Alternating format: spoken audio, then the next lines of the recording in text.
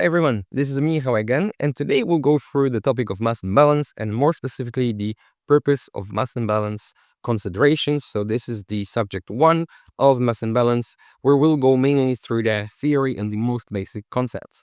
So let's jump into the first question. We'll cover the 5 questions, and all of these have actually been seen in the most recent EASA exams.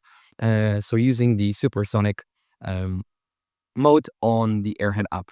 So the question 1, overloading has the following effects on performance. So overloading meaning that you will take on more mass than you should. And of course, these will be quite straightforward and intuitive. If you have more mass, that means you'll require more lift to take off, meaning you will need more speed, which will further increase your takeoff and landing distances. And this is also to do with the momentum. Of course, you'll have more inertia when you have more mass, so you'll slow down slower and you'll accelerate slower, further increasing your takeoff and landing distance. And of course, in this case, because of the reduced lift or the need for extra lift, you will also have reduced rate of climb and increased fuel consumption, because more lift needs to be generated in order for you to become airborne, air to fly normal cruise, further increasing the fuel consumption. And for question number 2, so if the center of gravity is further forward than the forward limit, the aircraft's horizontal surfaces have A. So this is a very basic question, and I'm 100% sure that you'll see some kind of this during both your principles of flight exams and your mass and balance exams. So the question asks us about what happens when we have a CG slightly or more than slightly out of limits, either forward or aft limits. And always remember that there are two situations. So the forward center of gravity is always bad. So this, uh, okay, I phrased it very wrong. So this is not always bad. However, will have some very serious considerations. It will have negative impact on our fuel consumption, on our stall speeds, on our endurance because of the need for increased lift, and so on and so on. The only positive thing about having forward center of gravity is that your aircraft becomes more stable. In the opposite situation, when we have the CG on the aft, then we will have a better speed, better fuel consumption, better stalling characteristics. However, of course, we will have less stable aircraft. But it also translates into more maneuverability. So if you have a forward CG, then you have less maneuverability but more stability. And when you have aft CG, then you have more maneuverability but less stability. And this is also why some of the fighter jets will have slightly more aft CG than the commercial airliners.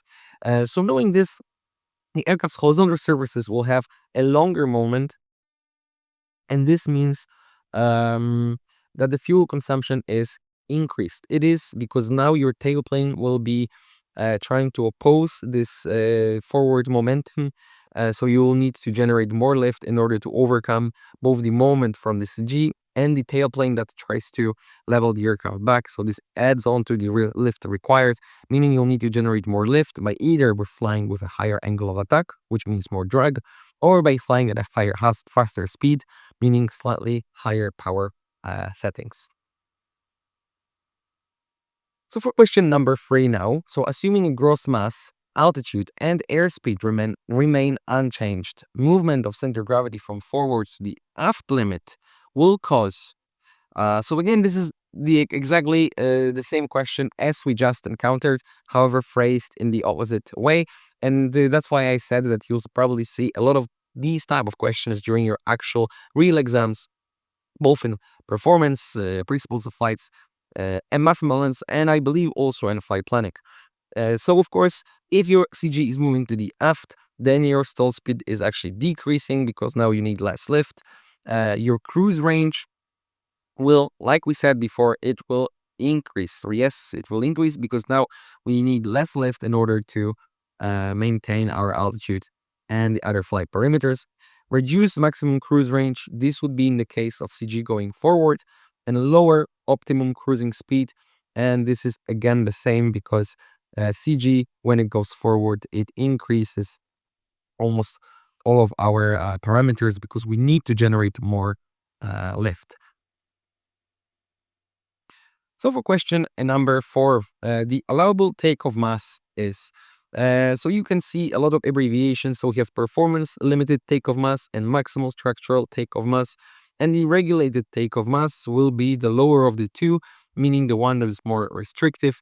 And in the case here, so the allowable takeoff mass or the regulated takeoff mass will always be the lowest of the regulated and the the lowest of performance limited and the maximum structural limited takeoff mass, as this is the mass that we can actually take off, and the lower one of the two will be the regulated one. So this will be the most limiting factor in case of a takeoff. And for the last question for this subject, an aircraft is flying straight and level and its weight is acting. So remember that um, the weight will always be acting through the CG, as this is why we have created within the aeronautics and physics space as well the concept of CG. So of course you know that the aircraft has weight across all of its body, so there isn't just one point where the weight is acting through. However, for the ease of calculations, we have derived the concept of center of gravity, meaning this is the place where we calculated on average all of the weight and the mass of the aircraft is acting for downwards. And on the contrary, we have also center of pressure, the CP, and this is the point somewhere on the surface of the wing where we calculated that on average all the lift is acting upwards. However, we know that the lift is created unequally across all of the wing, just as the weight acts across all of the aircraft. However, the weight will be acting vertically through the center of gravity, as this is the main purpose of the CG. I hope this was helpful. This was a quick run through of some of the most recent questions.